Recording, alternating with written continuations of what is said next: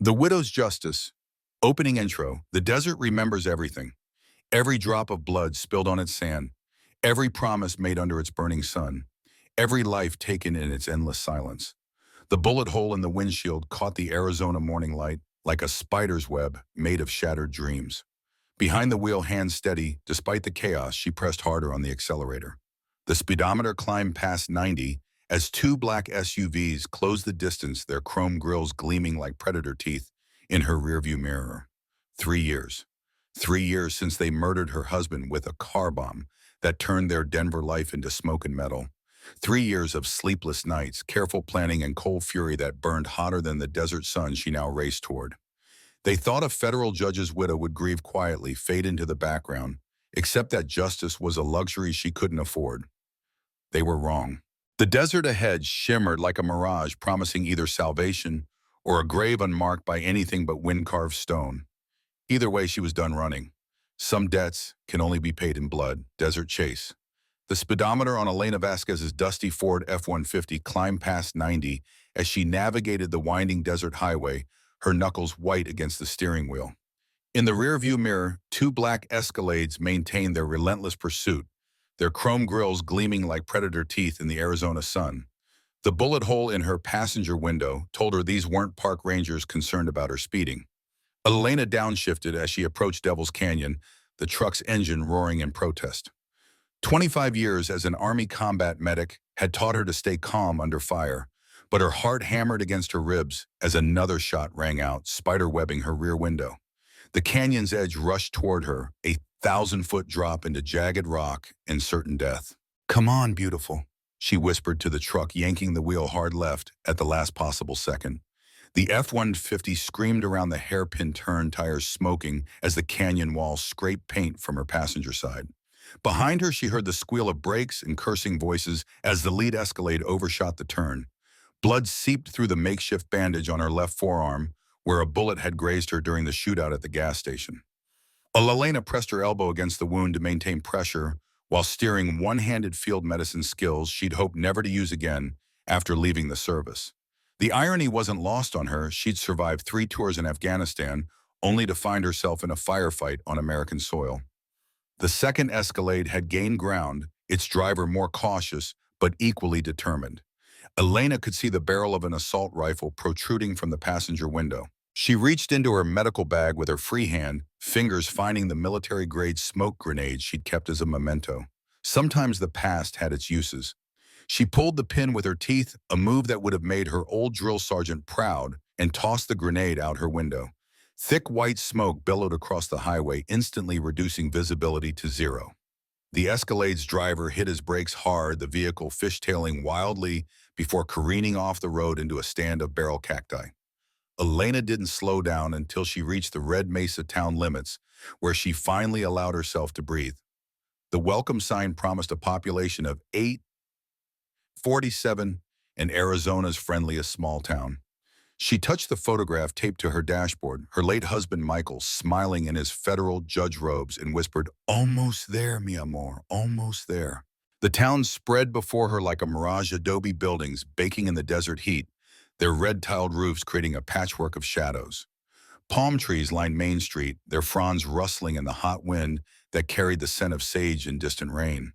Red Mesa had the carefully maintained look of a place that depended on tourism, too clean, too perfect, like a movie set waiting for the cameras to roll. Elena parked outside Rosita's diner, checking her reflection in the visor mirror. Her black hair, streaked with premature silver, had escaped its ponytail during the chase. At 55, she still carried herself like the soldier she'd once been, but 3 years of grief had carved lines around her dark eyes that makeup couldn't hide. She looked like what she was, a woman who'd buried the love of her life and spent every day since planning revenge. Inside the diner, the air conditioning hit her like a blessing. A waitress with kind eyes and worry lines brought her coffee without being asked, a gesture so reminiscent of Michael's morning routine that Elena had to blink back tears. "You okay, honey?" the waitress asked, glancing at Elena's bandaged arm. "That looks fresh." "Car accident," Elena lied smoothly. "Nothing serious." She ordered huevos rancheros and studied the other customers while she ate. Red Mesa felt like every small town she'd passed through during her cross-country journey, people who knew each other's business, Strangers noticed and discussed, which meant her arrival wouldn't go unnoticed for long. Her phone buzzed with a text from an unknown number. "Stop running. You can't hide forever." Elena deleted the message and finished her eggs. Let them come. She'd spent 3 years preparing for this moment, 3 years learning everything she could about the man who'd ordered her husband's death. Marcus Thornfield owned half of Red Mesa through his law practice and casino interests, and according to her sources, he was expecting her. What he wasn't expecting was Elena Vasquez, combat medic turned widow, turned hunter. Michael had been a federal judge investigating corruption in Arizona's gaming industry when a car bomb ended his life in Elena's world. The FBI had called it a professional hit, then quietly closed the case for lack of evidence. But Elena had found the evidence bank records, communications, witness, testimonies that connected the dots to Red Mesa and Marcus Thornfield. She paid her check and walked back into the desert heat, feeling eyes watching her from storefront windows. The F-150's engine turned over with a reassuring rumble, and Elena drove slowly through town, memorizing street layouts and escape routes. Old habits died hard, and in a few hours she'd be walking into the lion's den, armed with nothing but determination and a carefully constructed lie. The law office of Thornfield and Associates sat on Main Street like a monument to success, its glass facade reflecting the desert sky. Elena parked across the street and checked her .38 Special one last time before sliding it into her purse. The afternoon shadows were growing longer, and somewhere in that building was the man who'd destroyed her life. Time to return the favor. Echoes of the past, 3 years earlier. Elena had been folding laundry in their Denver home when the world exploded. The blast wave from Michael's car bomb had shattered every window on their block, but Elena barely noticed the flying glass. She was already running toward the courthouse parking garage, her medical training overriding shock and disbelief. She found pieces of Michael's Honda Accord scattered across a 50-foot radius. The vehicle had been parked in his reserved spot close enough to the building's support columns that the explosion had cracked the concrete foundation. Emergency responders were already on scene, but Elena pushed through their perimeter with the authority of someone accustomed to trauma sites. "Federal Judge Michael Vasquez," she told the fire chief, her voice surprisingly steady. "He's my husband." The words felt foreign in her mouth, as if speaking them in past tense made the nightmare real. She showed her military ID, hoping her credentials would buy her access to the scene. The bomb had been sophisticated plastique explosive with a mercury switch designed to detonate when the car door opened. Professional work, and according to the ATF investigator who'd arrived within the hour. The kind of device used by people who killed for money, not passion. Michael hadn't had enemies. He'd had cases, and one of them had gotten him murdered. Elena had spent that first night in the hospital being treated for cuts from flying glass, while FBI agents asked gentle questions about Michael's work. Had he mentioned feeling threatened? Had anyone contacted him recently? Were there any cases that seemed particularly sensitive? She had answered mechanically, her mind replaying the last conversation they had had that morning. "I'm close to something big, mi vida," Michael had said over coffee and Elena's homemade churros. "This casino corruption case, it goes deeper than anyone suspected. Interstate money laundering connections to organized crime. If I can prove what I think I know." He trailed off, kissing her forehead instead of finishing the sentence. Now she wished she'd made him finish it. The FBI agents were professional and sympathetic, but Elena could see the defeat in their eyes before they had even started investigating. Federal judges were supposed to be untouchable, but when they weren't, the cases rarely got solved. Too many powerful people had too much to lose. The funeral had been a blur of black clothing and political speeches. Michael's colleagues praised his integrity and dedication to justice, while Elena sat in the front pew and planned murder. She'd smiled at the right moments, accepted condolences gracefully, and played the grieving widow while her mind cataloged every detail of Michael's last case. After the service, she'd gone to Michael's office at the federal courthouse. His clerk, a young woman named Jennifer, had been packing his files with tears streaming down her face. "Mrs. Vasquez," Jennifer had whispered, "there's something you should know. Judge Vasquez was scared those last few weeks. He kept asking me to make copies of everything, said he didn't trust the courthouse security." Elena had found the copies hidden in Michael's desk: financial records, witness statements, communications between casino operators, and unnamed political figures.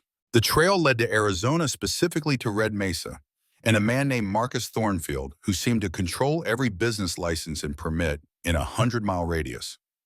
The official investigation stalled within 6 months. The FBI agents stopped returning Elena's calls, citing ongoing sensitive matters and national security considerations. Translation: someone with more power than a dead federal judge had made the case disappear. But Elena Vasquez had never been easily discouraged. She'd used her military connections to access databases the FBI wouldn't share. She'd hired private investigators with her life insurance money. She'd learned to shoot, to fight, to think like the predators who'd killed her husband. And slowly, methodically, she'd built a case that would never see the inside of a courtroom, but might still deliver justice. The bank records were the key. Michael had been tracking funds flowing from Red Mesa's casino operations through a complex network of shell companies and offshore accounts. The money eventually surfaced in political campaigns and real estate developments across 3 states. It was a sophisticated operation that required legal expertise, political connections, and the willingness to kill anyone who got too close. Marcus Thornfield had all 3. Elena's investigation had revealed that Thornfield wasn't just a small-town lawyer. He was the architect of a criminal enterprise that spanned the Southwest. His casino clients weren't just washing gaming profits. They were laundering money for drug cartels, human traffickers, and worse. Michael had stumbled onto the operation while investigating a seemingly routine gaming license dispute. The deeper Elena dug, the more bodies she found. Over the past 6 years, 5 people had died in Red Mesa under suspicious circumstances. A bank examiner's suicide, a journalist's accident, a federal investigator's heart attack. All had been looking into Thornfield's business dealings. All had died before they could expose what they'd found. Elena had spent months planning her approach. She couldn't simply walk into Red Mesa and start asking questions that would get her killed as quickly as it had the others. She needed a reason to be there, a way to get close to Thornfield without arousing suspicion. The solution had come from an unexpected source: her late Aunt Rosa's will. Rosa Mendoza had owned a small ranch outside Red Mesa land that had been in the family for 3 generations. She died 6 months ago, leaving everything to Elena with the stipulation that she take possession of the property in person. It was perfect cover, a grieving niece settling her aunt's estate, nothing suspicious about that. Except Rosa had never mentioned owning property in Arizona. Elena had hired a genealogist to verify the connection and discovered that Rosa Mendoza was a complete fabrication. Someone had created an elaborate false identity and crafted a will that would bring Elena to Red Mesa. Someone who wanted her there. The realization should have terrified her. Instead, it filled Elena with cold satisfaction.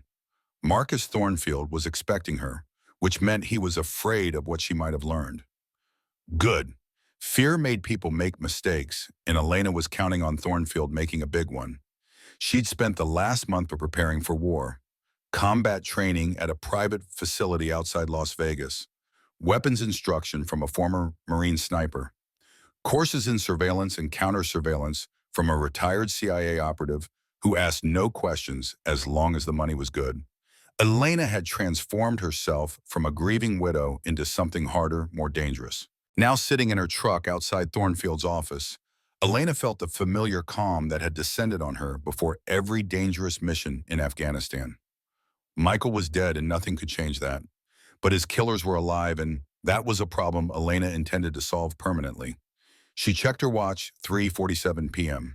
Thornfield would be expecting her at 4 o'clock for their appointment to discuss her inheritance. Elena took a deep breath, touched Michael's photograph one more time, and stepped out into the desert heat.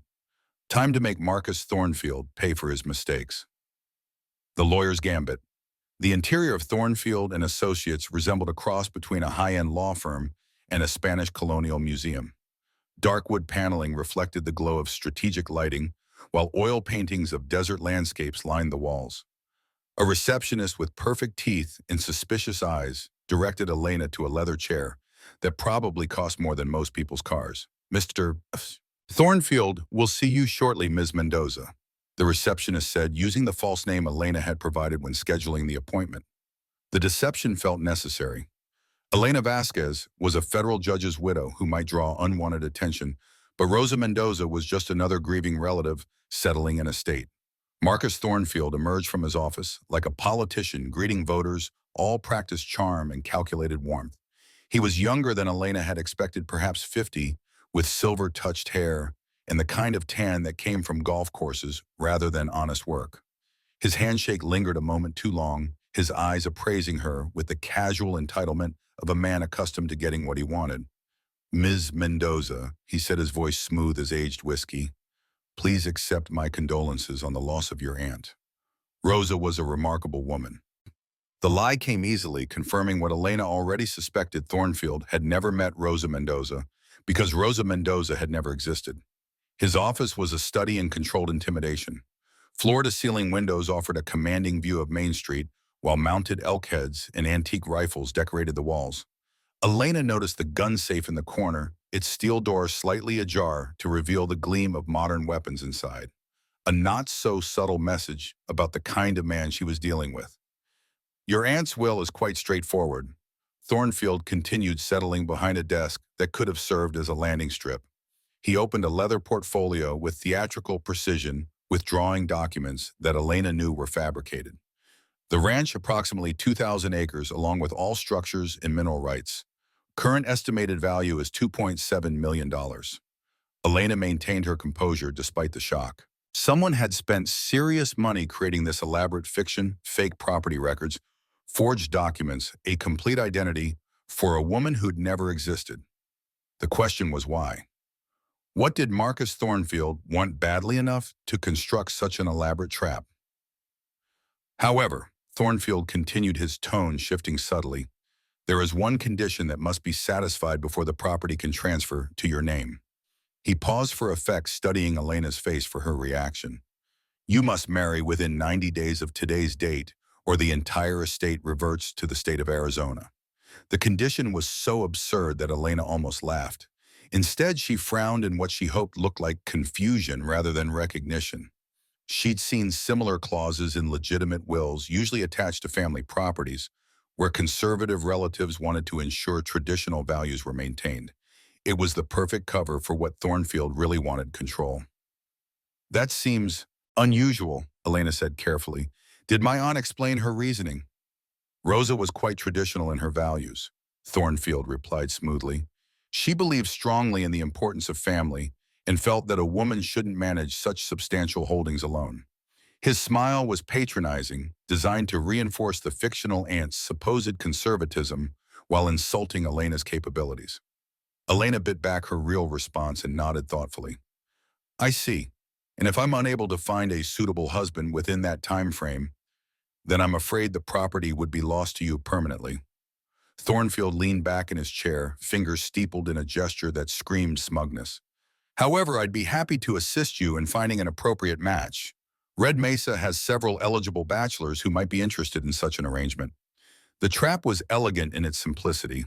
Thornfield was offering to arrange a marriage that would give him control over Elena's supposed inheritance while keeping her in Red Mesa, where she could be monitored and eventually eliminated. He probably had a candidate already selected, someone he controlled completely, who would ensure Elena never lived to enjoy her fictional windfall. "That's very generous of you," Elena said, injecting just the right note of grateful uncertainty into her voice. "Perhaps you could recommend someone. I have to admit, this whole situation is quite overwhelming." Thornfield's eyes glittered with satisfaction. "As it happens, I know exactly the right person. A respected businessman, recently widowed himself, who understands the challenges of managing significant assets. Perhaps the three of us could have dinner tonight to discuss the possibility." Elena felt a chill that had nothing to do with the office's air conditioning. Thornfield was moving fast, too fast for a legitimate business arrangement. He wanted her married and controlled immediately, which suggested she was running out of time. Whatever plan he had in motion, it was approaching its endgame. "I appreciate your help," she said, standing and extending her hand. "Shall we say 7 o'clock? I'm staying at the Desert Rose Motel." "Actually," Thornfield said, his grip lingering uncomfortably on her fingers, "why don't I pick you up? Red Mesa can be confusing for newcomers, and the restaurant I have in mind is somewhat exclusive." Elena smiled and agreed, though every instinct screamed danger. Thornfield was already asserting control, limiting her mobility and choices. By tonight, she'd be completely in his power, or so he thought. What he didn't know was that Elena Vasquez had spent 3 years preparing for exactly this scenario. As she left his office, Elena noticed the way conversation stopped when she passed. Word traveled fast in small towns, and by now everyone would know about the mysterious woman claiming to be Rosa Mendoza's niece. Some would be curious, others suspicious, but all would be watching to see what happened next. Elena drove slowly through town memorizing street layouts and potential escape routes while maintaining the appearance of an overwhelmed newcomer. She passed Coleman's garage where a man with graying hair was working under the hood of a classic Mustang. Something about his posture, the careful way he moved the alert tilt of his head, reminded her of soldiers she'd known. Military bearing never completely disappeared, even in civilian clothes. At the Desert Rose Motel, Elena checked into a room that faced the parking lot and had two exit routes. She swept the space for surveillance devices, finding none but remaining cautious. Thornfield struck her as the type who believed in thorough preparation, and she couldn't afford to underestimate him. Elena spent the afternoon reviewing her files and checking her weapons. The .38 Special was clean and loaded. Her backup knife was sharp and accessible, and her phone was programmed with emergency numbers for FBI contacts who might still care about justice. She also activated the recording app that would capture every word of tonight's dinner conversation. At 6:45, Elena applied lipstick and checked her reflection one final time. She looked like exactly what Thornfield expected, a vulnerable widow out of her depth, desperately in need of a strong man's guidance. It was a performance that made her sick, but if it got her close enough to Michael's killer, she'd play any role necessary. When Marcus Thornfield knocked on her door at precisely 7 o'clock, Elena was ready. He'd changed into an expensive suit and brought flowers, yellow roses that matched his predatory smile.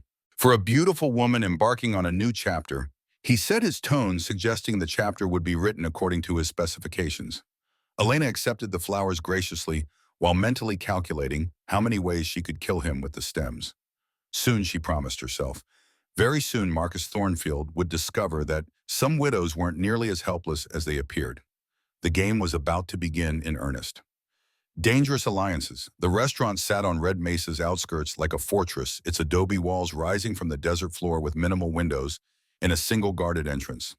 Expensive cars filled the parking lot, Mercedes, BMWs, and trucks that cost more than most houses. Elena recognized the type of establishment immediately, a place where powerful men made deals that never appeared in public records. Quite exclusive, Elena observed, as Thornfield helped her from his Bentley. She'd noticed the way he'd driven too fast, taking corners aggressively, like a man asserting dominance through every action. The restaurant's valet took his keys with obvious familiarity, addressing him as Mr. T, with the deference reserved for regular customers who tipped in hundreds rather than 20s. Inside, the lighting was deliberately dim, creating intimate shadows that would make surveillance difficult. Elena counted 4 security cameras and at least 2 men who carried themselves like professional bodyguards. This wasn't just a dinner, it was a performance for an audience she couldn't yet see. Marcus. The voice belonged to a man approaching their table with the confident stride of someone accustomed to command. He was Thornfield's age, but harder looking, with military bearing that Elena recognized immediately. His handshake was firm without being aggressive, and his eyes, steel gray and unnervingly direct, seemed to catalog every detail of her appearance. Rosa Mendoza, Thornfield said with proprietary satisfaction. I'd like you to meet Cole Rivera. Cole owns several successful businesses here in Red Mesa and recently lost his wife to cancer. The introduction was delivered like a sales pitch, with just enough sympathy to seem sincere while emphasizing Rivera's availability. Cole Rivera studied Elena with the intensity of a man accustomed to reading people quickly and accurately. Ms. Mendoza, he said, his voice carrying the slight roughness of someone who'd spent years shouting orders over machinery. Marcus tells me you are settling your aunt's estate. That must be difficult, handling family business alone. The comment could have been simple courtesy, but something in Rivera's tone suggested deeper meaning.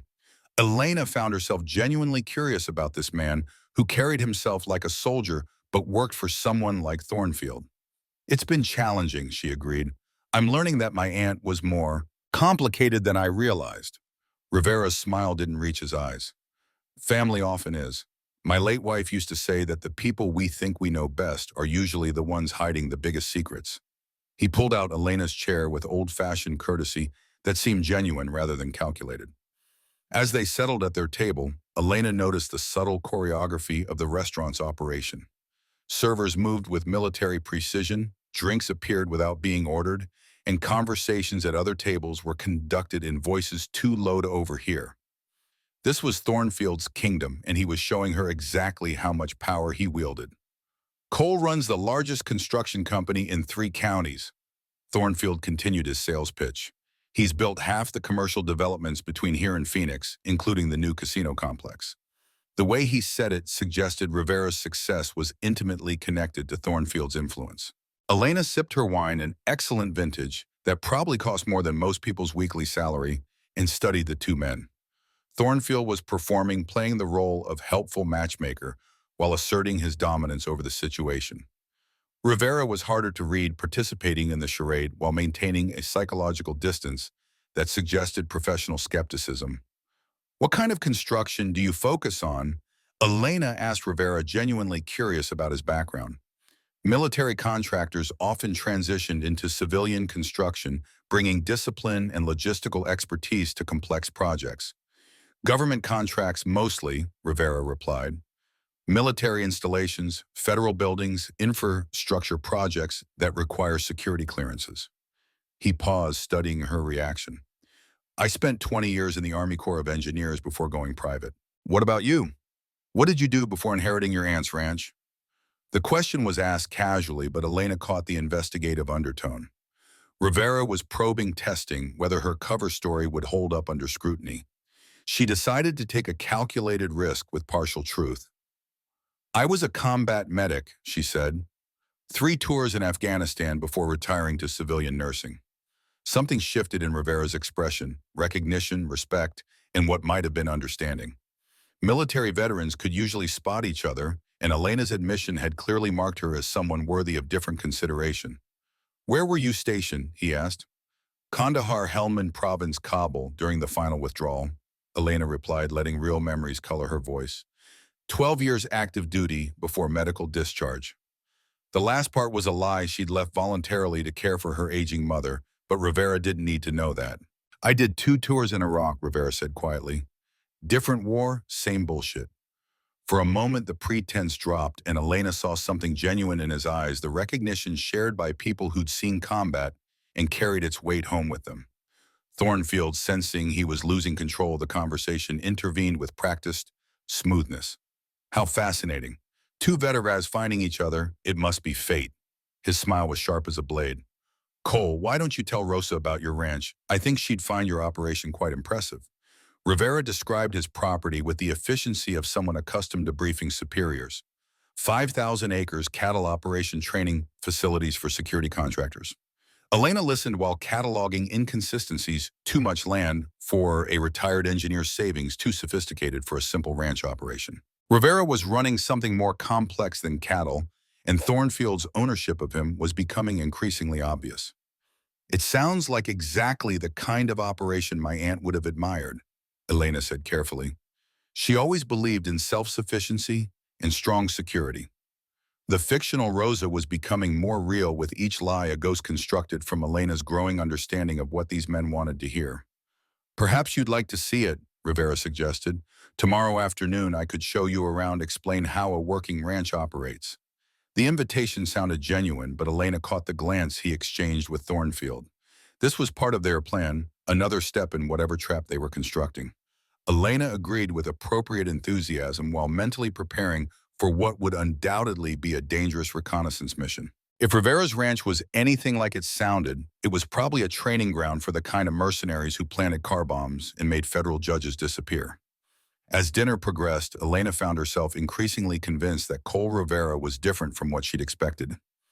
He participated in Thornfield's manipulation, but without enthusiasm, like a man fulfilling obligations rather than pursuing desires. When Thornfield excused himself to take a phone call, Rivera leaned closer to Elena with unexpected intensity. "Listen carefully," he said in a voice that wouldn't carry beyond their table. "Marcus Thornfield is not a man you want to trust with your future. Whatever inheritance brought you here, whatever you think you're going to get, the price will be higher than you can afford to pay." Elena felt her pulse quicken.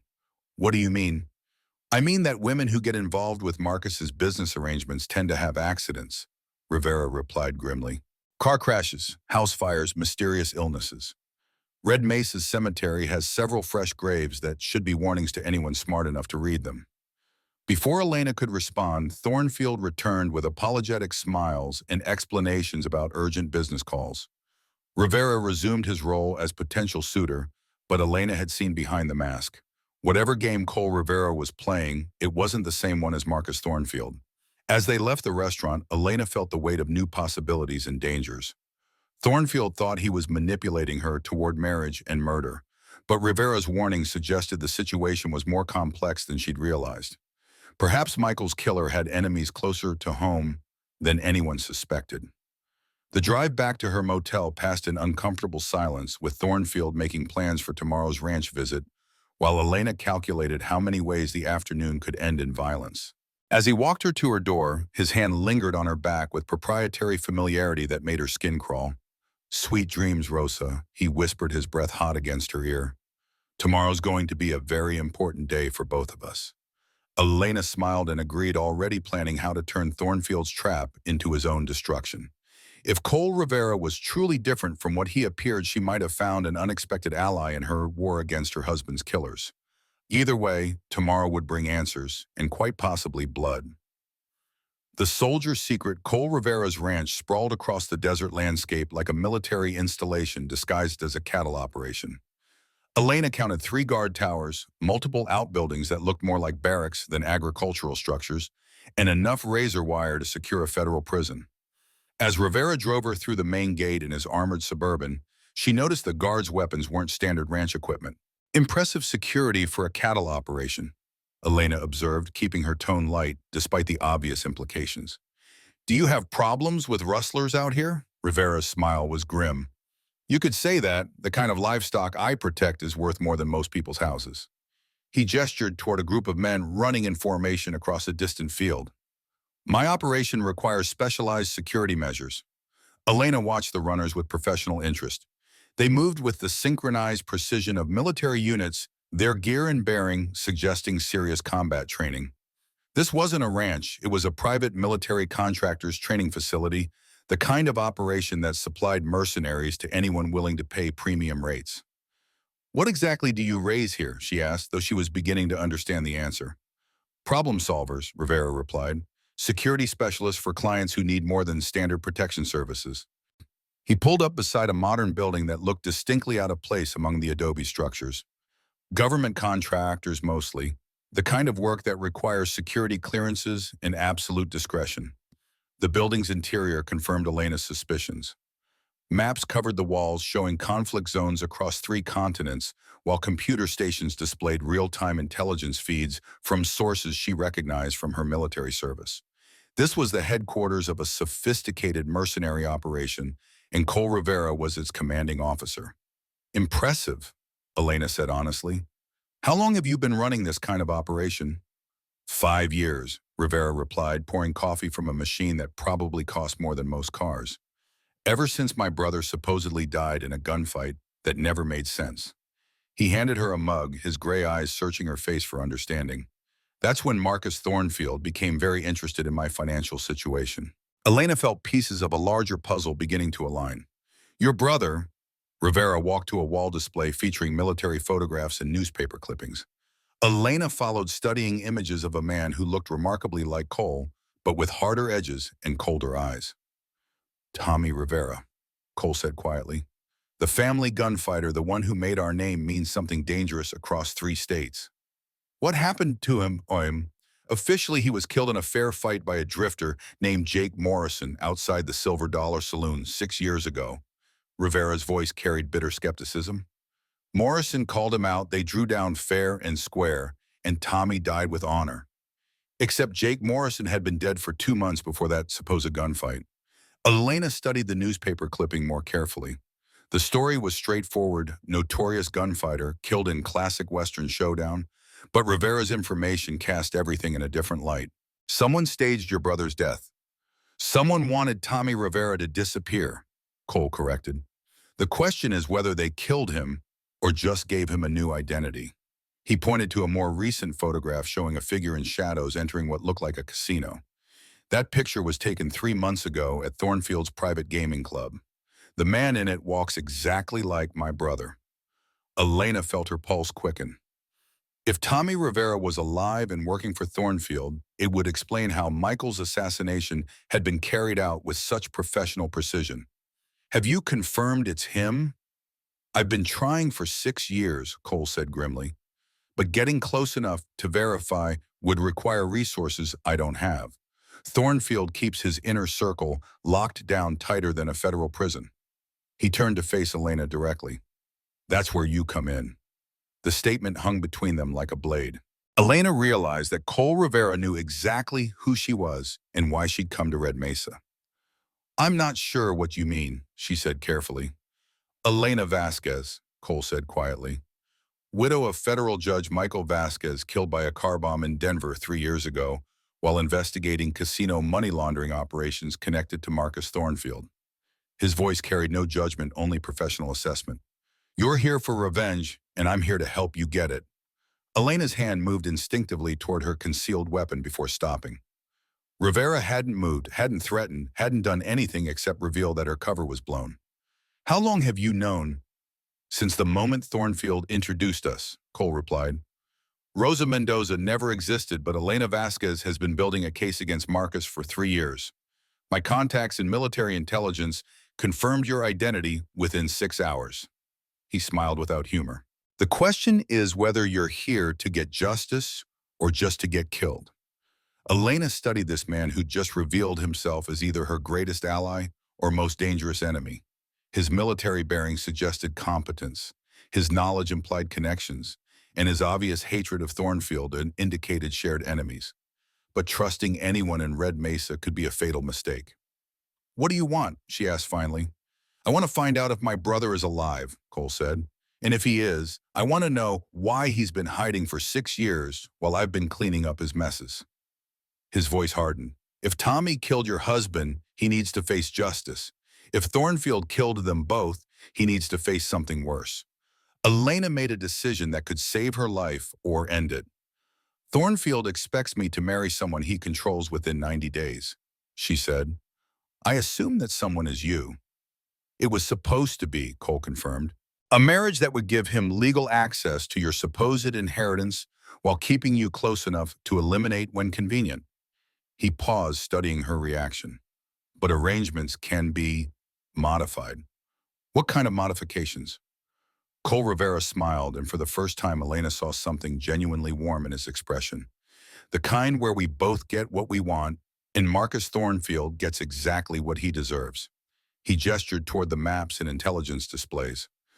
I have resources, connections, and 6 years of planning. You have motivation skills and nothing left to lose. Together, we might actually succeed. Elena considered the proposal while studying the evidence of Rivera's capabilities. The man commanded a private army, had access to military-grade intelligence, and clearly possessed the resources to wage war against Thornfield's organization. Allying with him would exponentially increase her chances of success. It would also make her dependent on someone she'd known for less than 24 hours. What's your plan? She asked. We give Thornfield exactly what he wants, Cole replied. A wedding that puts you under his control and gives him access to your resources. His smile turned predatory. What he won't expect is a bride who's been trained for war and a groom who's been planning his destruction for 6 years. Elena thought about Michael, about the promise she'd made at his graveside, about the justice that had been denied for too long. Cole Rivera was offering her a chance to honor that promise with resources she could never access alone. The risk was enormous, but the alternative was almost certain failure. When, she asked? Soon, Cole replied. Before Thornfield realizes we're working together. Before whatever endgame he has planned reaches completion. He moved to a secure phone on his desk. I'll make the arrangements. By this time next week, you'll be Mrs. Cole Rivera and Marcus Thornfield will discover that some marriages are more dangerous than staying single. As Elena shook hands with her new partner in vengeance, she allowed herself a moment of hope. For the first time since Michael's death, she wasn't facing her enemies alone. Whether Cole Rivera would prove to be salvation or destruction remained to be seen, but either outcome was better than the slow poison of inaction. The war for justice was about to begin in earnest, and Marcus Thornfield had no idea what kind of enemies he'd made. Wedding of Deception. The chapel sat on Red Mesa's outskirts like a small white lie against the red stone landscape. Elena adjusted her simple blue dress, something borrowed from the hotel's Lost and Found something blue that matched her mood, and watched Cole Rivera pace the parking lot like a caged predator. Their wedding was scheduled for 2 o'clock, with Marcus Thornfield serving as witness and best man to a ceremony that would either save them both or get them killed. Nervous, Elena asked as Cole checked his watch for the third time in 5 minutes. Despite the carefully planned nature of their alliance, she found herself genuinely concerned about this man who'd risked everything to help her pursue justice. Terrified, Cole admitted with surprising honesty. Not of marrying you, we both know what this is. But Thornfield's too smart and too paranoid to accept this at face value. He's going to test us probably sooner than we'd like. He straightened his tie with military precision. Are you ready for what comes next? Elena thought about the weapons concealed beneath her dress, the communication devices sewn into her jacket, and the emergency protocols she'd memorized during their planning sessions. As ready as anyone can be for a honeymoon that might end in a firefight. The chapel's interior was mercifully cool and dominated by stained glass windows that cast rainbow patterns across wooden pews. Father Martinez, a kindly man in his 70s, greeted them with the gentle warmth of someone who'd performed hundreds of weddings and learned not to ask too many questions about hasty ceremonies. Senora Mendoza, Senor Rivera, he said with genuine pleasure. It's always a joy to see two people finding happiness together. His blessing felt like a benediction on their dangerous charade, and Elena found herself hoping their fictional marriage wouldn't doom the good priest who was performing it. Marcus Thornfield arrived precisely on time, bringing flowers and a smile that never reached his eyes. He dressed for the occasion in an expensive suit that emphasized his role as puppet master, orchestrating events for his own benefit. Rosa, my dear, he said, kissing Elena's cheek with proprietary familiarity. You look radiant. Marriage clearly agrees with you already. Thank you for arranging everything, Elena replied, injecting appropriate gratitude into her voice. I never imagined I'd find such happiness so quickly after Aunt Rosa's death. The lie came easily now, polished by repetition and desperation. Thornfield's eyes glittered with satisfaction as he took his place beside Cole. Sometimes fate requires a helping hand, he said meaningfully. I'm glad I could provide guidance during such a difficult transition. The words carried an undertone of ownership that made Elena's skin crawl. The ceremony itself passed in a blur of traditional words and improvised emotions. Elena found herself genuinely moved when Cole took her hands, his gray eyes holding hers with unexpected tenderness. For a moment, she could almost forget this was performance art designed to fool a killer. Do you, Elena Rosa Mendoza, take Cole David Rivera to be your lawfully wedded husband? Father Martinez asked with ceremonial gravity. I do, Elena replied, thinking of Michael and hoping he would understand the compromises she was making in pursuit of justice. The simple gold band Cole placed on her finger felt heavier than it should, weighted with deception and desperate hope. Do you, Cole David Rivera, take Elena Rosa Mendoza to be your lawfully wedded wife? I do, Cole said firmly, his voice carrying conviction that seemed to transcend their carefully constructed lies. Elena found herself wondering what he was thinking about what personal ghosts were witnessing this ceremony of necessity and alliance. By the power vested in me by the state of Arizona, I now pronounce you husband and wife. Father Martinez beamed at them with genuine happiness. You may kiss the bride. The kiss was supposed to be perfunctory, a seal on their business arrangement. Instead, Elena found herself responding to the warmth in Cole's eyes, the gentle strength of his hands, the possibility that something real might grow from their foundation of shared purpose. When they separated, both looked slightly stunned by the unexpected intimacy. Thornfield broke the moment with enthusiastic applause. Magnificent, he declared. Simply magnificent. Now we must celebrate properly. I've arranged a wedding reception at the casino, just a small gathering of close friends to welcome Red Mesa's newest power couple. Elena felt alarm bells ringing in her mind. They'd planned for a simple ceremony followed by a quiet evening to establish their cover story. A public reception would expose them to scrutiny. They weren't prepared for, surrounded by Thornfield's allies in an environment he controlled completely. That's very generous, Cole said carefully. But Elena and I were hoping for a quiet evening together. Perhaps we could celebrate later in the week. Nonsense, Thornfield's tone brooked no argument. A wedding like this deserves immediate celebration. Besides, I have some business associates who are eager to meet Red Mesa's newest residents. His smile was sharp as broken glass. I insist. Elena recognized the trap closing around them. Thornfield wasn't just celebrating their marriage. He was parading them before his organization, marking them as assets under his control, while gathering intelligence about their capabilities and intentions. Refusing would arouse suspicion they couldn't afford. In that case, Elena said with forced enthusiasm, we'd be honored to accept your hospitality. She slipped her arm through Cole's, feeling the tension in his muscles as he processed the same tactical implications. The Sunset Casino sprawled across 10 acres of desert like a neon mirage, its exterior designed to evoke Spanish colonial grandeur, while its interior screamed modern excess. Thornfield led them through gaming floors crowded with tourists and locals past slot machines that chimed like electronic wind chimes toward private elevators that required special keys to operate.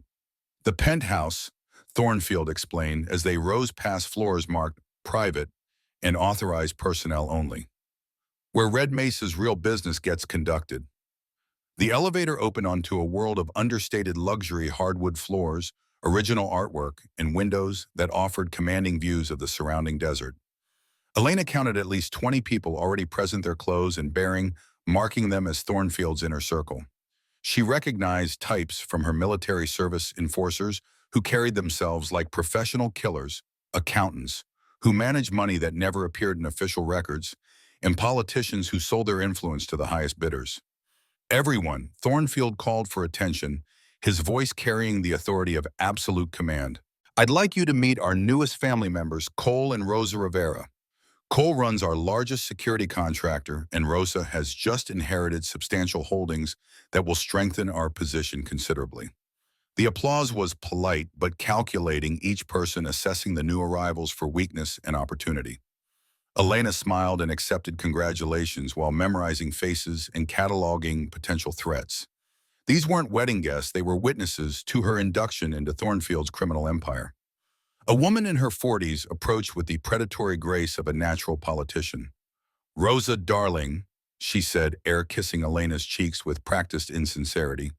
I'm Diana Cross, mayor of Red Mesa. Welcome to our little family. Her smile was sharp enough to cut glass. Marcus tells me you're inheriting the old Mendoza ranch. Such valuable property, I'm sure you'll find many opportunities to contribute to our community. Elena understood the subtext immediately. Diana Cross wasn't just a corrupt politician, she was Thornfield's public face, the respectable front for operations that couldn't bear official scrutiny.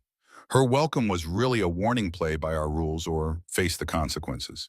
As the evening progressed, Elena found herself separated from Cole by seemingly innocent social maneuvering. Different groups of guests engaged her in conversations that felt more like interrogations, probing her background and testing her commitment to becoming part of Thornfield's organization. She answered carefully, maintaining her cover while gathering intelligence about the scope of their criminal enterprise. Near midnight, as the reception was winding down, Thornfield approached her with a man she hadn't seen before. He was younger than the others, perhaps 35, with the kind of dangerous stillness that marked professional killers. When he smiled, Elena felt ice forming in her veins. Rosa, Thornfield said with obvious satisfaction, I'd like you to meet someone very special. This is Thomas Morrison, one of our most valued security specialists. Thomas, this is our newest family member, Rosa Rivera. Elena stared at the man before her, recognizing the face from Cole's photographs, despite 6 years of careful changes. Thomas Morrison was Tommy Rivera, Cole's supposedly dead brother, alive and working for the man who had orchestrated Michael's murder. The game had just become exponentially more dangerous, and Elena wasn't sure whether her new husband was ally or enemy. Brothers and betrayals. Thomas Morrison extended his hand with the casual confidence of a man who'd killed often enough to find it routine. Elena shook it while studying the face she'd seen in photographs, noting the subtle changes that 6 years of living under false identity had created. Cole's brother had the same gray eyes and strong jawline, but where Cole carried himself like a soldier, Thomas moved like a predator. Mrs. Rivera, he said, his voice carrying a slight southern accent that sounded cultivated rather than natural. Welcome to Red Mesa. I hope you'll find our little community accommodating to your needs. The words were polite, but his eyes held the cold calculation of someone evaluating potential threats. Elena forced herself to smile while her mind raced. If Thomas Morrison was really Tommy Rivera, then Cole's supposedly dead brother was not only alive, but working for Marcus Thornfield. The implications were staggering. Had Cole known all along? Was their marriage another layer of deception designed to eliminate the one person who could expose Thornfield's operation? Thank you, Elena replied carefully. Mr. Thornfield tells me you handle security matters. That must be challenging work in such a diverse community. She was fishing for information while trying to gauge how much Thomas might know about her real identity.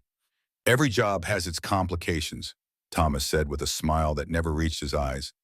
The key is understanding that some problems require permanent solutions. He glanced toward Cole, who was engaged in conversation across the room.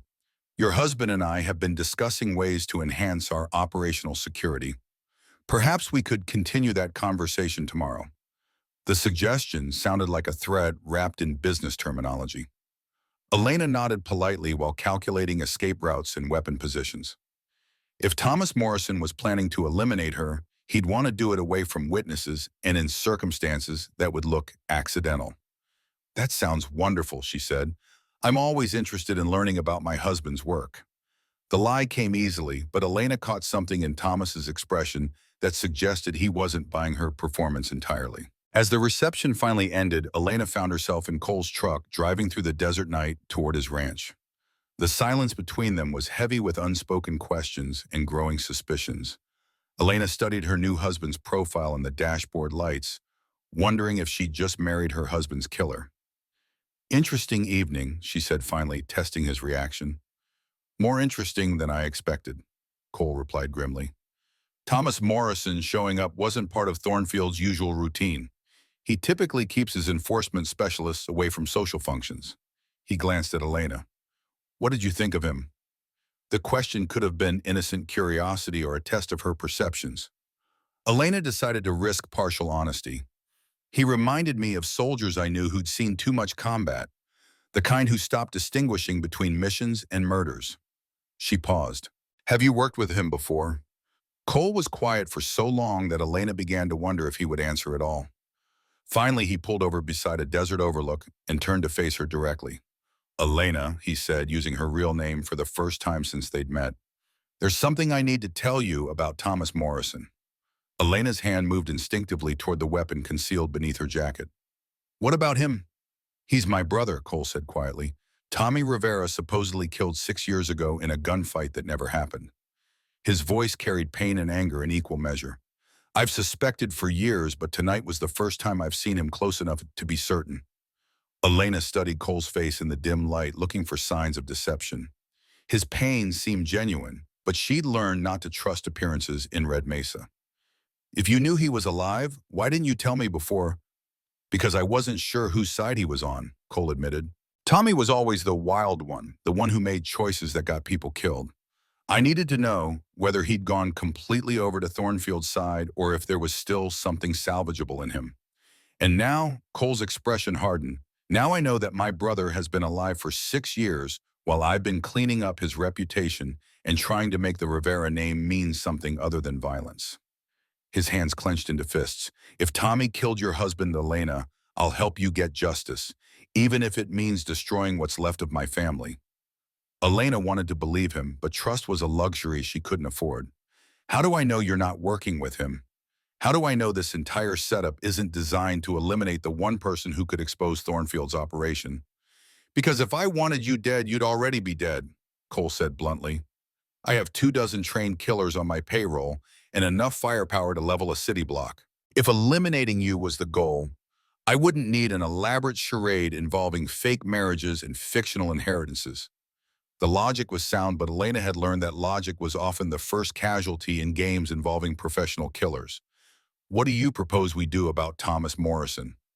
We find out what he knows, Cole said, about your husband's death, about Thornfield's operation, about why he's been hiding for 6 years while letting everyone believe he was dead. His voice hardened. And if he's guilty of murder, we make sure he faces justice. Elena considered their options while studying the desert landscape around them. They were miles from town, completely isolated in a vehicle that Cole controlled. If he'd wanted to kill her, this would be the perfect opportunity. The fact that he was instead revealing family secrets suggested either genuine partnership or incredibly sophisticated manipulation. There's something else, Cole continued. Thomas approached me earlier this evening before the reception started. He wants to meet with both of us tomorrow night at an abandoned mine outside town. Says he has information about what really happened to your husband. Elena felt her pulse quicken. That sounds like a trap. Probably, Cole agreed. But it might also be our only chance to get answers. If Thomas killed Michael, we need proof. If Thornfield ordered the hit, and Thomas was just the weapon, we need to know that too. He started the truck's engine. Either way, we're running out of time. Thornfield's planning something big, and I don't think he intends for either of us to survive it. As they drove toward Cole's ranch, Elena found herself facing an impossible choice. Trust Cole Rivera and risk walking into a trap that would eliminate the last threat to Thornfield's empire, or refuse to cooperate and lose her only chance to discover the truth about Michael's death. Both options could be fatal, but only one offered the possibility of justice. When they reached the ranch, Cole walked her to the guest quarters. He'd prepared a comfortable suite with its own entrance and enough weapons to arm a small squad. Whatever you decide about tomorrow, he said, know that I meant what I said during the ceremony. This partnership may have started as necessity, but it's become something more important than either of us expected. Elena watched him walk toward the main house, noting the way he moved through shadows with automatic caution. Cole Rivera was either the most skilled manipulator she'd ever encountered or a genuinely decent man caught in an impossible situation. Tomorrow's meeting would determine which and whether her quest for justice would end in victory or just another desert grave. As she prepared for what might be her last night alive, Elena thought about Michael and the promise she'd made at his funeral. Whatever tomorrow brought, she would face it with the courage he'd taught her and the determination that had carried her this far. The truth was finally within reach, even if discovering it might cost her everything. Into the darkness, the abandoned copper mine squatted in the desert like a wound in the earth, its skeletal structures silhouetted against the star-filled Arizona sky. Elena crouched behind a boulder, outcropping night vision binoculars trained on the meeting site, while Cole's voice whispered through her earpiece. 3 heat signatures in the main building, he reported from his position on the opposite ridge. 2 more in the old processing plant, and at least 1 vehicle hidden behind the equipment shed. His tactical assessment was precise and professional. This is definitely a trap, but we expected that. Elena had spent the afternoon preparing for what could be her final confrontation. She'd cleaned her weapons, reviewed escape routes, and written letters to be found if she didn't survive. Most importantly, she'd activated a recording device that would transmit everything to FBI contacts in Phoenix Insurance, that her death wouldn't be meaningless. Movement in the main building, she whispered back. Someone's coming out. Through her binoculars, she watched a figure emerge from the mine's administrative structure. Even at distance, she recognized Thomas Morrison's confident stride and the casual way he carried an assault rifle. That's Tommy, Cole confirmed, his voice tight with emotions Elena couldn't interpret. Right on time. The bitterness in his tone suggested complex feelings about his supposedly dead brother's reliability. Elena checked her watch, 11:47 p.m. They'd arrived early to scout the location and set up overlapping fields of fire, but Thomas Morrison's people had clearly done the same. What should have been a simple information exchange was shaping up to be a small war in the middle of nowhere. Signal when you're in position, Cole instructed. They'd agreed to approach from opposite directions, forcing Thomas to divide his attention while giving each of them escape routes if things went wrong. Elena gathered her equipment and began moving toward the mine entrance. The desert night was alive with small sounds, the rustle of nocturnal animals, the whisper of wind through Joshua trees, the distant hum of traffic on the interstate 20 miles away. Elena used the natural noise to mask her approach, moving with the careful stealth she'd learned during combat missions in Afghanistan. The mine's main building was a relic from Arizona's copper boom, built when men dug wealth from the earth with muscle and dynamite. Now it houses shadows and secrets, its broken windows staring into the darkness like empty eye sockets. Elena positioned herself near a side entrance and keyed her radio. In position, she whispered. Copy, Cole replied. Beginning approach from the north side. Through her binoculars, Elena could see his dark figure moving between equipment stacks with practiced caution. Whatever else Cole Rivera might be, he was definitely a trained soldier.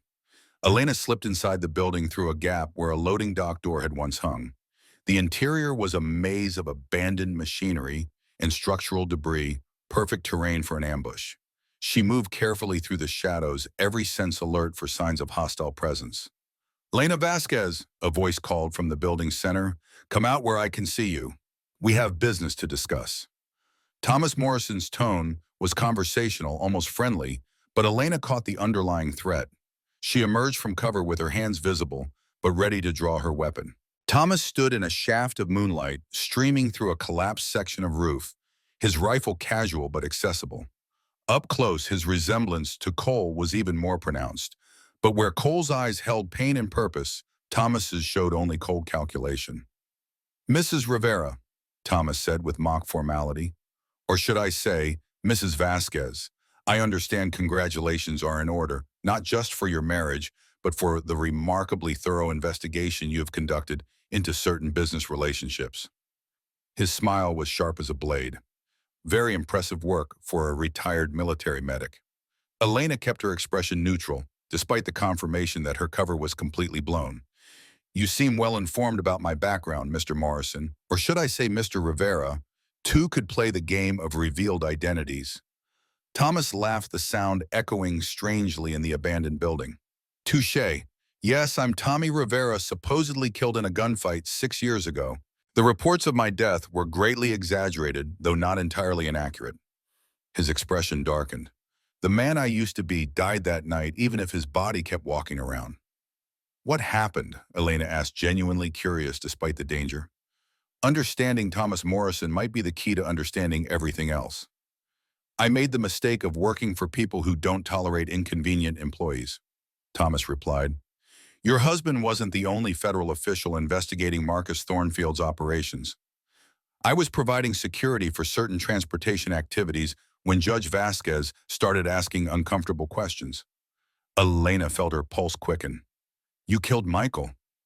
"I planted the bomb that killed him," Thomas corrected with clinical precision. "But the order came from Thornfield, and the money came from people whose names you wouldn't recognize." He paused, studying her reaction. "Your husband was a good man, Mrs. Vasquez. He died because he believed justice was more important than survival." The admission hit Elena like a physical blow. For 3 years, she'd imagined this moment facing her husband's killer, demanding answers, exacting vengeance.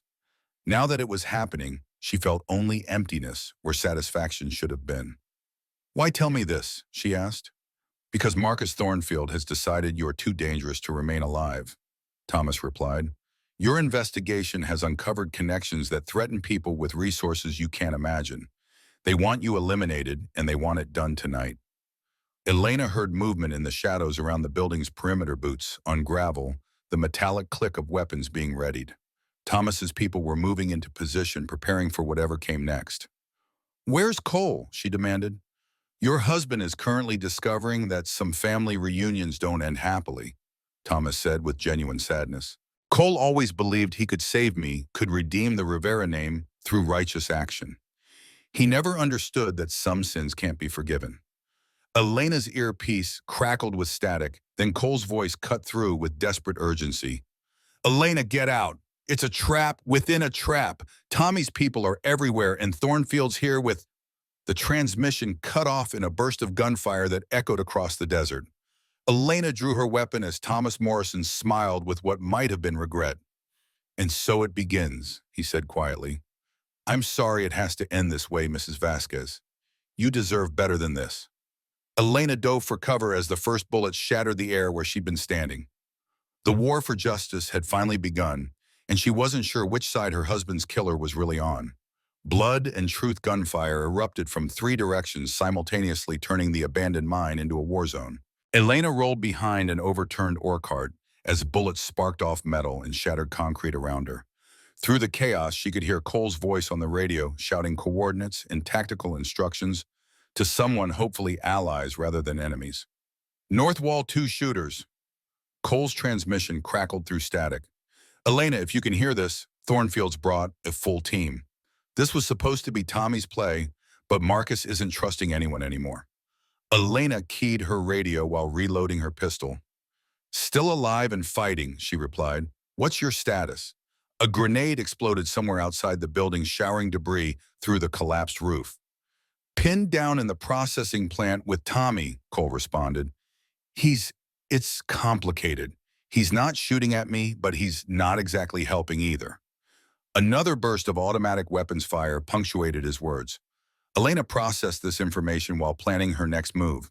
If Thomas Morrison wasn't actively trying to kill his brother, it suggested the family dynamics were more complex than simple betrayal. She might have unexpected allies in this fight, or she might be walking into an even more sophisticated trap.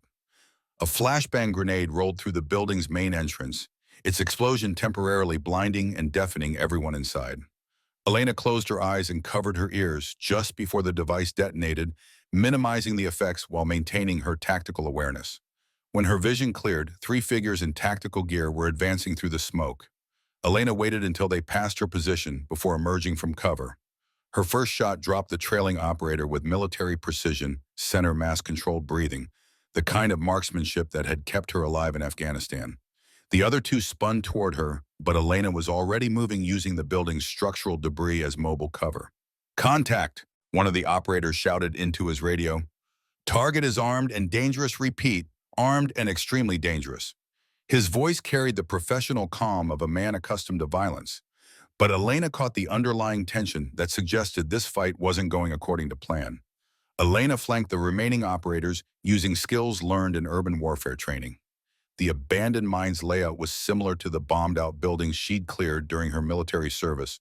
Multiple levels, hidden passages, countless opportunities for ambush and evasion. She ghosted through the shadows while her enemies searched for a target that stayed perpetually out of reach. Her radio crackled again. "Elena, Tommy's telling me things that change everything. Thornfield didn't just order Michael's death.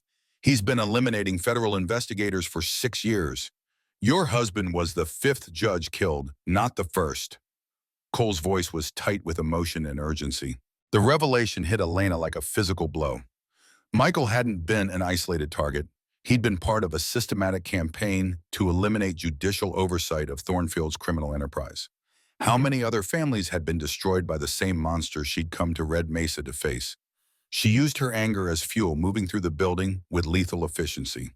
The remaining operators were skilled, but predictable, following standard search and destroy protocols that Elena had studied and countered during her military training.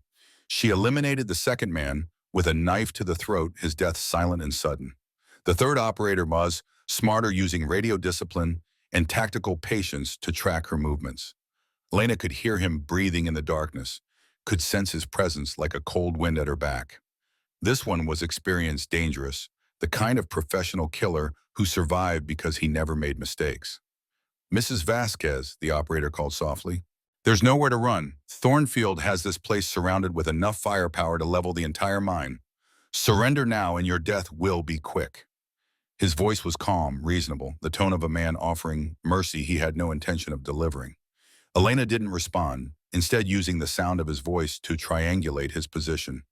She moved through the building's upper level, creeping along catwalks that groaned ominously under her weight. Below, the operator searched methodically, his weapon sweeping shadows that no longer contained his target.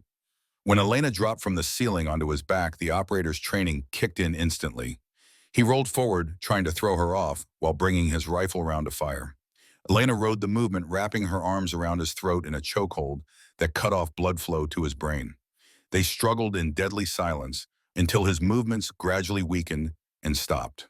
Elena took his radio and weapons, then made her way toward the processing plant, where Cole and Thomas were supposedly pinned down. The building was a massive structure filled with industrial machinery that created a maze of metal and shadows. She approached cautiously, uncertain whether she'd find allies or enemies inside. "Cole," she called softly.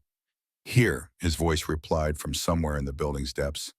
"Elena, I need you to hear what Tommy's telling me. It's about Michael's death, about why everything happened the way it did." Elena followed Cole's voice through the processing plant, her weapon ready but not aimed. She found them in a supervisor's office overlooking the main floor. Cole tending to a bullet wound in Thomas's shoulder, while the supposedly dead gunfighter leaned against a desk. "Mrs. Vasquez," Thomas said when she appeared in the doorway. His face was pale with blood loss, but his eyes were alert and focused. "I know you want to kill me, and honestly, I probably deserve it. But first, you need to understand why your husband really died." Elena kept her weapon trained on the man who'd murdered Michael while studying his wounds. The bullet had shattered his collarbone and torn through muscle, disabling his gun arm, but not threatening his life. Cole's field dressing was professional and competent. "Talk," Elena said simply. "Thomas Morrison." Tommy Rivera took a shaky breath before beginning.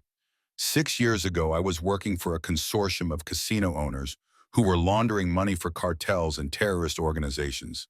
Your husband wasn't just investigating local corruption. He'd uncovered an international operation that moved billions of dollars through American gaming establishments." Elena felt the pieces of a larger puzzle beginning to align. Who was running it?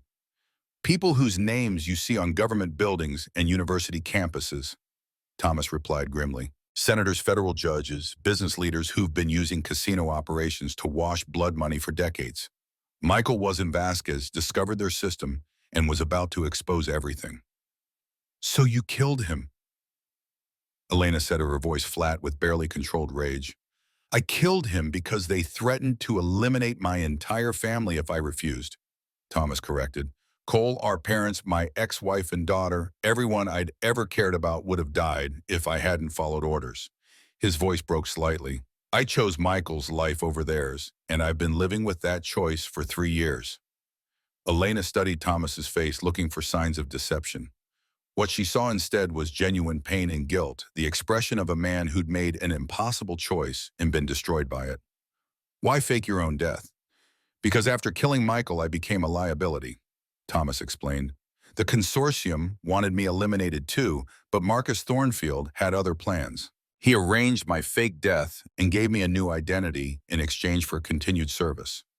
His laugh was bitter. "I've been his personal assassin for 6 years, killing anyone who threatens their operation." Cole finished bandaging his brother's wound and looked at Elena with desperate intensity. "Tommy wants to make things right," he said. "He's been documenting everything: names, dates, financial records, assassination orders. He's been building a case that could bring down the entire network." Elena felt hope and suspicion warring in her chest. "Why now? Why after 6 years of murder?" "Because they want to kill you both tonight," Thomas replied. "Thornfield's orders are to eliminate the federal judge's widow and the troublesome veteran who's been asking too many questions. After tonight, the consortium moves their operation to international waters, where American law can't touch them." Before Elena could respond, explosions began rocking the processing plant. Thornfield's forces were using grenades to clear the building, systematically driving them toward whatever trap was waiting outside. Elena realized they had minutes before their position became untenable. "Can you move?" she asked Thomas. "With help," he replied, struggling to his feet. "But Mrs. Vasquez, before we go any further, I need you to know something about Marcus Thornfield. He didn't just order your husband's death. He's been planning your murder since the day you arrived in Red Mesa." Elena felt ice forming in her veins. "What do you mean?" Thomas Morrison looked her in the eyes with desperate honesty. "There never was an Aunt Rosa. There's no inheritance. Thornfield created everything: the fake will, the fictional property, even your marriage to Cole, to bring you here where he could control how and when you died." The final revelation hit Elena like a physical blow. Everything she'd believed about her mission to Red Mesa had been orchestrated by her husband's killer. She'd walked willingly into a trap that had been 3 years in the making. But Marcus Thornfield had made one crucial mistake. He'd underestimated what a combat medic could do when she stopped playing by anyone else's rules. Justice in the desert. The final explosion brought down the processing plant's roof in a cascade of twisted metal and shattered concrete.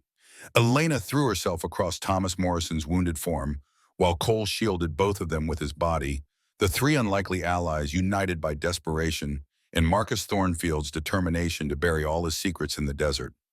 As the dust settled, Elena could hear vehicles approaching, multiple engines, coordinated movement, the sound of a well-equipped force closing in for the kill. Through gaps in the debris, she saw searchlights sweeping the ruins, while amplified voices demanded surrender. "This is your final warning. Thornfield's voice boomed across the devastation, electronically distorted but unmistakably arrogant. Come out with your hands visible, and your deaths will be quick. Continue to resist, and I promise you will beg for bullets before the end. Elena helped Thomas to his feet while Cole cleared rubble from their escape route. The processing plant's basement connected to the mine's tunnel system, a network of passages that could either provide sanctuary or become their tomb. With Thornfield's forces controlling the surface, they had no choice but to go underground. The main shaft leads to an old emergency exit 2 miles north. Thomas gasped, his face gray with pain and blood loss. If we can reach it. He stumbled, nearly falling before Cole caught his arm. If we can reach it, then what? Elena demanded. Thornfield's had 3 years to plan this operation. You think he doesn't know every way out of this mine? She was thinking tactically, calculating odds and resources while emotions roiled beneath the surface. Actually, Cole said with grim satisfaction, there's one exit he doesn't know about, something Tommy and I built during our childhood before the mine was officially abandoned. He helped his brother toward a concealed passage hidden behind fallen pine timbers. Dad used to bring us here for camping trips. We spent one summer excavating our own private tunnel system. Elena followed them into the tunnel, her mind racing ahead to what would happen if they actually escaped. Thornfield would never stop hunting them. His entire operation depended on eliminating anyone who could expose the consortium's activities. They needed more than escape. They needed victory. The recordings, she said suddenly. Thomas, you said you've been documenting everything. Where are those files? Hidden storage facility in Phoenix, Thomas replied, his breathing. The desert wind carries away the gunpowder smoke, but some things linger longer than dust. In the end, justice came with a price Elena never expected to pay. She'd found her husband's killer, exposed a conspiracy that reached the highest levels of power, and watched Marcus Thornfield's empire crumble into the same red sand that had witnessed countless other reckonings. But justice, she learned, wasn't the clean satisfaction she'd imagined during 3 years of sleepless nights. It was messy, complicated, stained with the blood of both the guilty and the innocent. Thomas Morrison, the man who had planted the bomb that killed Michael, died saving her life. Cole Rivera, the husband she'd married for revenge, became something she'd never expected to find again: hope. The consortium fell. The corrupt judges faced federal charges. The families of 5 murdered officials finally had answers. Yet Elena knew that somewhere other Marcus Thornfields were building new empires on foundations of fear and greed. The ranch house sits quiet now in the Arizona twilight, its windows golden with lamplight and the promise of peace. But Elena keeps her weapons clean and her skills sharp because she's learned something the desert has always known. Sometimes love means being willing to become what you once feared most. What would you sacrifice for justice? And when the dust settles, would you recognize the person staring back from the mirror?